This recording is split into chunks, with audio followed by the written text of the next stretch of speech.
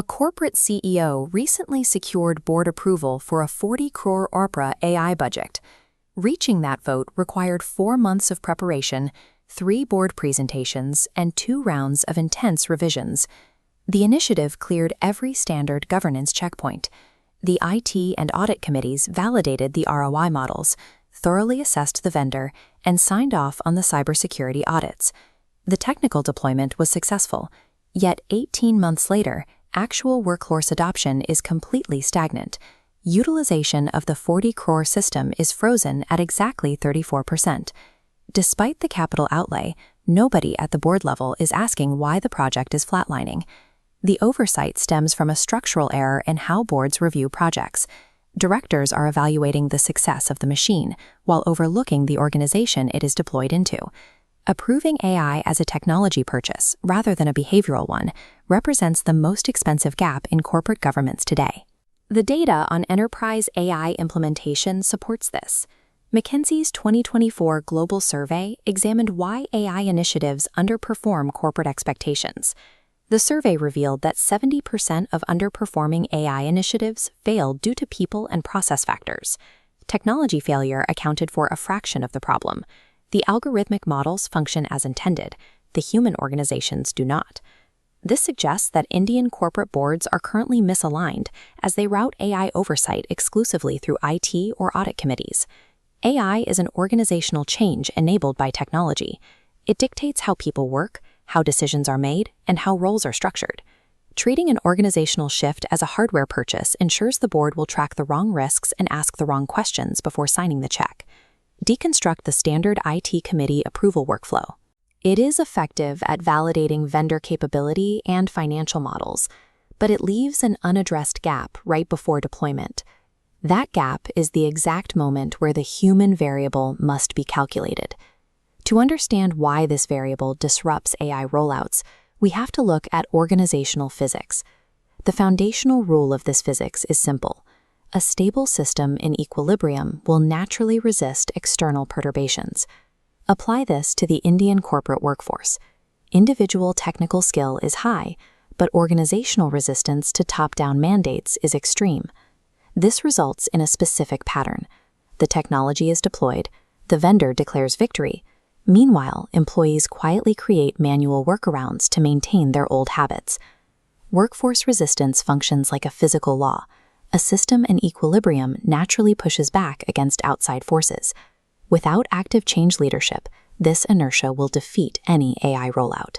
The Nomination and Remuneration Committee, or NRC, holds the mandate to manage these specific behavioral risks. The explicit mandate of the NRC includes people strategy, talent development, leadership capability, and succession.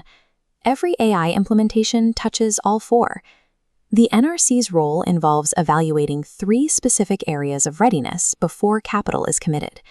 The first area is designating a human champion for the initiative. This must be a leadership authority focused entirely on human transformation, distinct from the technology owner or vendor manager. The second area involves the distinction between system utilization and human adoption. Utilization tracks whether software is being accessed. Adoption proves that the organization is actually changing its behavior. These are entirely different metrics. Boards that measure only system utilization risk declaring success prematurely, which masks a failing investment behind a dashboard of login data. Without an empowered human champion and rigorous behavioral metrics, an enterprise AI strategy immediately devolves into an IT installation project. The final area of readiness focuses on the workforce transition. What is the plan for changing roles? Operational reality suggests that AI mutates roles more often than it eliminates them. Managing that transition requires a structured, funded development plan. Consider how this functions in practice. A mid-sized pharmaceutical company prepared to deploy an AI-driven clinical trial monitoring system. Before the board signed off on the investment, the NRC was mandated to review the organization's human readiness. The review caught 2 critical issues.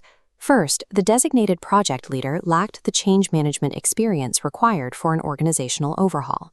Second, the existing employee incentive structure actually penalized adoption. During any AI learning curve, initial productivity inevitably dips. Because bonuses were tied strictly to immediate output, employees stood to lose money by attempting to learn the new tool.